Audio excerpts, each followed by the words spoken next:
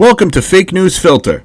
Today I'd like to take a look at how big media misleads the casual reader by falsely framing poll results to give the impression of one thing while the results say something else entirely. And I'd like to start with this DailyMail.com article published on June 26 with the title, "Trump should be criminally charged, nearly 50% of U.S. voters say in new poll."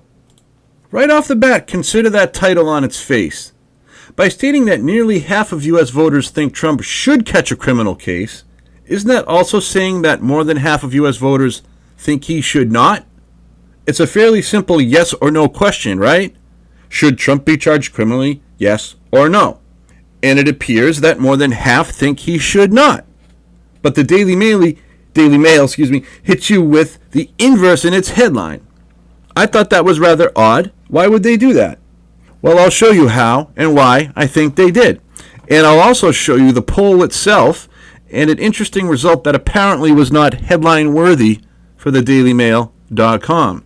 So let's read further and dig in. Bullet 1 reads, 46% of respondents to a new poll said the January 6th committee should recommend Donald Trump for criminal charges over the Capitol riot. So there you go, 46%, that's your nearly half. But that also points out that 54% think he should not be charged. Let's read on. Bullet 2. Half U.S. voters think he tried to stay in office using illegal means, survey suggests.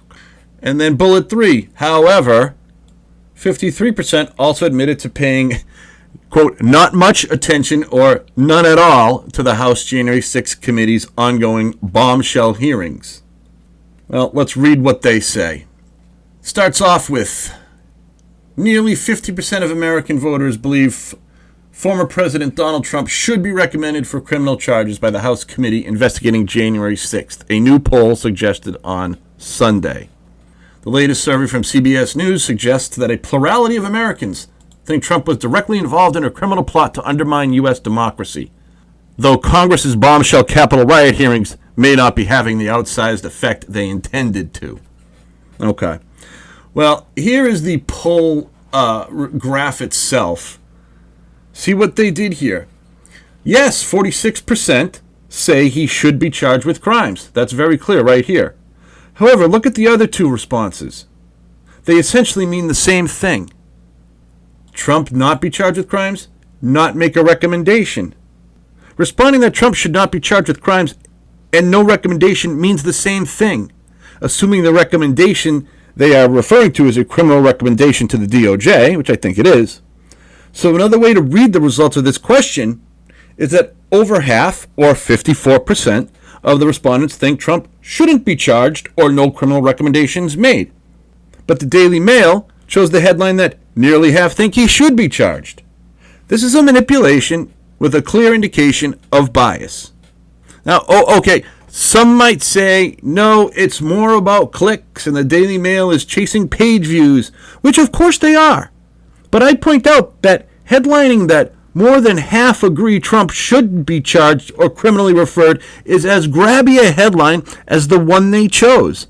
Either one will get the Daily Mail its clicks. It's bias that drives this current headline. Furthermore, why did CBS split the question into 3 responses, with one response reflecting poorly on Trump and 2 reflecting positively? The skeptic in me wonders if they are just that devious, knowing full well they can divide up the positive responses for Trump to produce smaller percentages for each of those responses, thereby giving the editors and analysts one big negative number to tout and put in headlines. Well, I think the best way to find out more about this poll is to go to the poll results themselves to see what CBS did. And here we have the CBS YouGov poll from June 22nd to 24th from 2022. 2,265 adults in the U.S. with a margin of error of plus or minus 2.6%. Now, it's a 40-question survey, and the one that's most relevant to our discussion today is question 37, highlighted right here in yellow. From what you have seen or heard from the hearings, what should the congressional committee do next? Should it recommend that the Department of Justice, 1, charge Donald Trump with crimes, 46%, not charge Donald Trump with crimes, 31%, not make a recommendation either way, 23%. Well, the Daily Mail at least got the numbers right in their article. But again, we see how the potential answers are split into 3 instead of 2. It's curious, is it not? Now, don't misunderstand me. I see the nuance.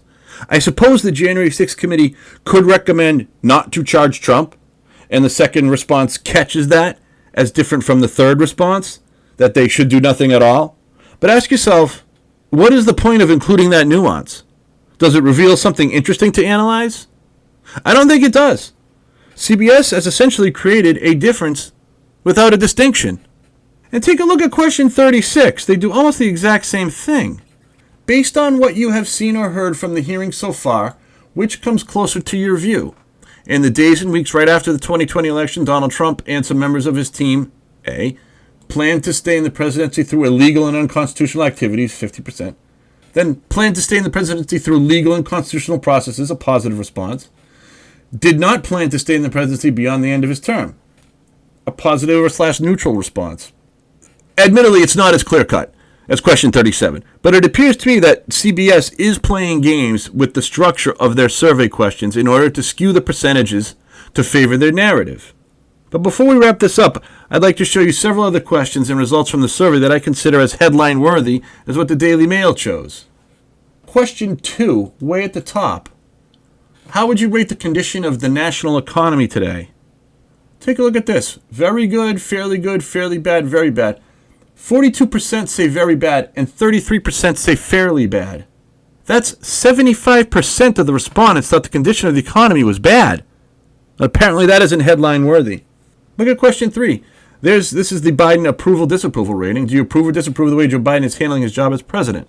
Approve, 41%, disapprove, 59%. Headline-worthy?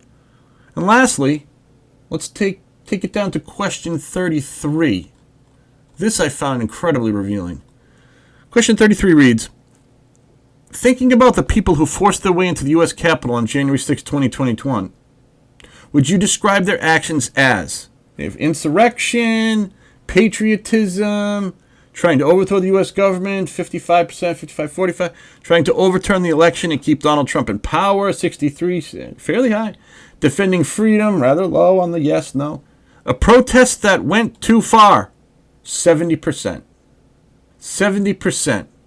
The response with the highest percentage of yes answers said January 6th was just a protest that went too far. Now that's a headline. But have you seen any stories about that result in the legacy media? Of course not. It doesn't fit the narrative. But telling readers that nearly 50% of U.S. voters think Trump should be charged is. Even if that is a misleading analysis based on a poll question that split the responses to what is essentially a yes or no question into 3 possible answers, thereby splitting the positive results into 2 smaller percentages. With this story and headline, the Daily Mail provides its readers with a narrow, skewed interpretation of the CBS poll results. By framing the poll responses to give the impression Americans largely think Trump should be charged with crimes for January 6th, the Daily Mail may get its clicks, but they do so only by deceiving the reader. The poll itself tells a different story. And in relying on CBS poll results without any critical examination of the flaws in the poll, the Daily Mail creates fake news. As well, CBS, another big legacy media outlet that engages in fake news, appears to be playing deceptive games with the poll questions themselves. For no apparent analytical purpose, CBS gives the survey respondents 3 possible answers to what is plainly a yes or no question that requires only 2 responses. And it is no coincidence that CBS provides only 1 response that reflects negatively of Trump, and 2 that reflect positively. By splitting the possible positive responses and keeping the potential negative response to just 1 and producing a bigger single negative percentage, CBS falsely creates the impression that there are more negative respondents than there are positive. That is how fake news is created, and this is what fake news is. Please don't be fooled into thinking fake news is some Russian disinformation or blatantly false stories worthy of front-page news on a tabloid. Fake news is being created deceptively and by supposedly trusted corporate media news outlets. They rely on the reader's perception that CBS or the Daily Mail is a respected news organization. Well, nothing could be further from the truth. They are taking advantage of the public's trust and manipulating their reader's perception of the world around them. And that is what fake news is. Thank you for checking out this video. If you liked it, hit the like button, share, and subscribe. I'll see you next time at Fake News Filter.